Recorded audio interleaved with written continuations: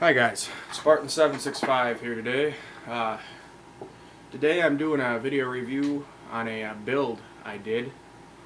That is based off of a Saiga 12 right here. Now what this is essentially a Bullpup, literally a Bullpup Saiga 12 in a Kushnapup chassis or stock system, you might want to call it here. Now you may have heard of these. Some people will see these and see that they're polymer and instantly won't want anything to do with them. But they are extremely rigid, very ribbed inside, very durable plastic, a lot stronger than I was expecting. For the price point of about $250, it wasn't so bad.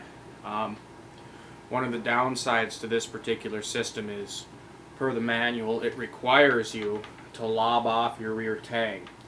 Now, those of you who are Saiga collectors know that these things no longer being imported are going up in value, so it's always important if you're going to do something like this to keep your weapon in the original factory configuration, because as the time goes on, those original configuration weapons are going to be worth a lot more than a modified weapon.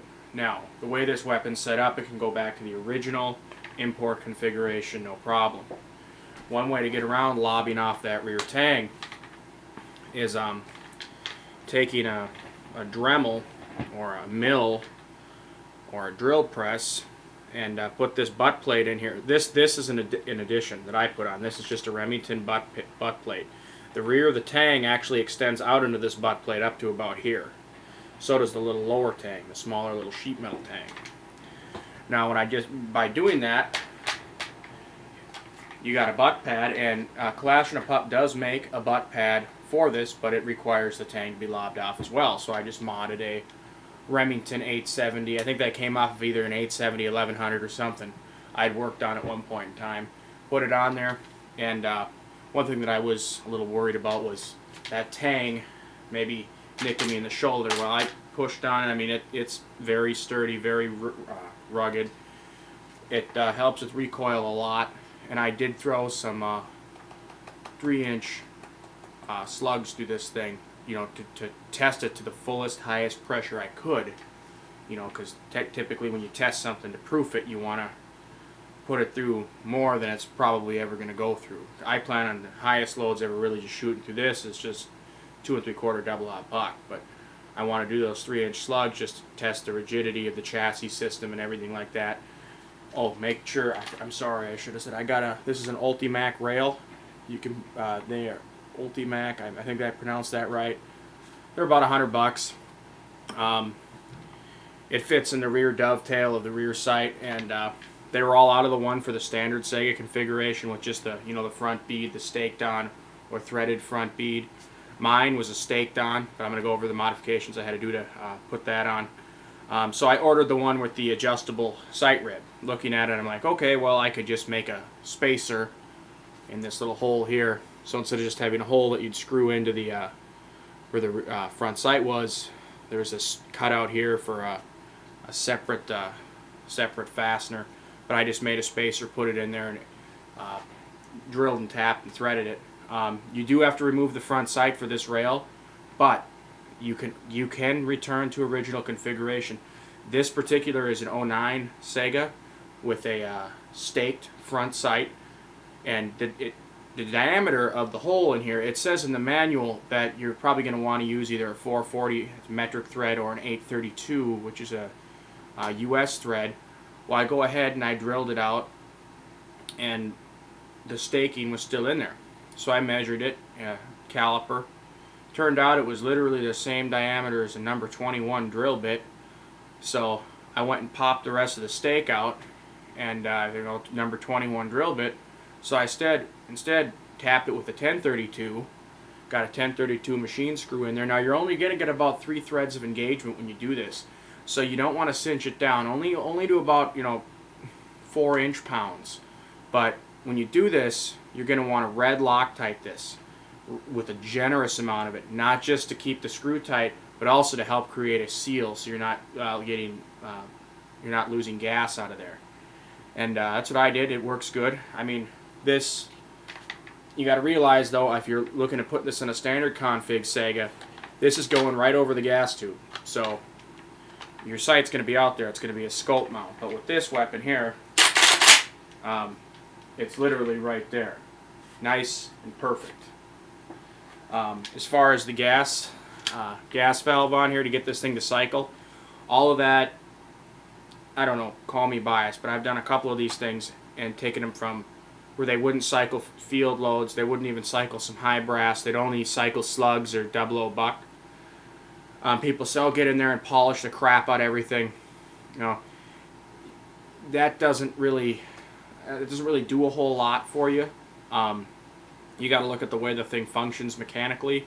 And one of the big things is I got this self-regulating gas valve. Now, that helped. Definitely something good to get. It'll protect your rifle's receiver from overgassing. You don't have to adjust for field loads to high brass at all. You can just, it's self-adjusting. It's a spring tension in there. I could get it to cycle field loads if I had it turned all the way down. But by the time I had it turned all the way down, the spring was fully compressed. So at that point, if I shot a high brass through it, there would be no, it wouldn't open. Bypass valve wouldn't open. So I got it just set at the factory configuration. It came flush. I forget the brand of this, but you look up self-regulating Saiga gas valve, you'll probably find it. And it'll cycle trap loads all the way on up to the high stuff. And it's perfectly safe because all the extra bleed off gas bleeds out versus slamming into the back of your receiver. One of the things I did do to improve my shotgun. Also done this on AKs that have had cycling issues. I removed the gas block. Some Saigas have 4 smaller ports. Some Saigas have 3 slightly larger ports. This one has 3. One of the ports was half covered up by the gas block. So what I did, instead of drilling out the ports any bigger, I went and I countersunk the actual gas block. So I put a countersink in it. So that way the port's fully exposed. I didn't have to reposition the gas block or anything. I just did a countersink. And my next step was to widen the hole by a couple thousandths each time, all 3 holes, until I was getting the proper gassing. I didn't need to do that though. It came out just perfect. And it cycles pretty much everything. So that's my fix, is definitely make sure your gas block is good, your gas ports are good, before you go ahead and do all that polishing crap, because honestly, I don't think that does little to nothing. I think it's just more of a feel-good thing. Now, yes, people are going to argue, yes, your action will be a little smoother, but as far as the weapon, you know, functioning, reliability, that doesn't do as much as people think it might. It maybe does a little, but not a lot. It can be done to make this thing 100% reliable without polishing your bolt carrier, receiver, all that stuff, hammer, sear. I don't think it's necessary. As far as the, we're going to stop going on about that. As far as the optic on here, Romeo 5, real good optic. I've never had an issue with these. I got these in a few weapon systems, and they work fantastically. They're economical. They're not cheap crap. What was it? I think it was 200 bucks or something like that. I can't remember off the top of my head.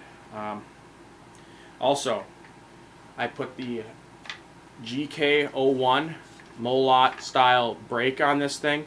Cuts down recoil, or cuts down lateral movement by 79% and cuts down horizontal movement or recoil by 40%. And it really does. I mean, even with the slugs, this thing is extremely controllable when you have it up and you're ready to shoot.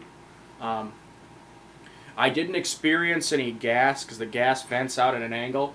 I didn't experience any gas brushing on my arm. You know, if you measure it, it comes out and it perfectly clears you.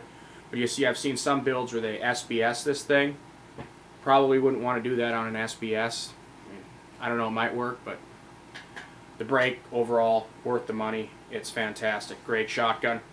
I haven't mag welded it yet. I don't know if I'm going to, but it'll take your 10 round, 12 round, your 5 rounds, and it will fit a drum, but it's kind of awkward. You can still fire the weapon with a drum. Your arm's just out here like this. That's a 20 round drum, or a 25, whichever would work. 25 is a little less comfortable. Dogs barking upstairs. Sorry about that. But yeah, I mean, great way to go if you want to do if you don't want to do a Saiga conversion, either to save the value of your gun, or you're maybe not so good with the C-squeeze and drilling out rivets.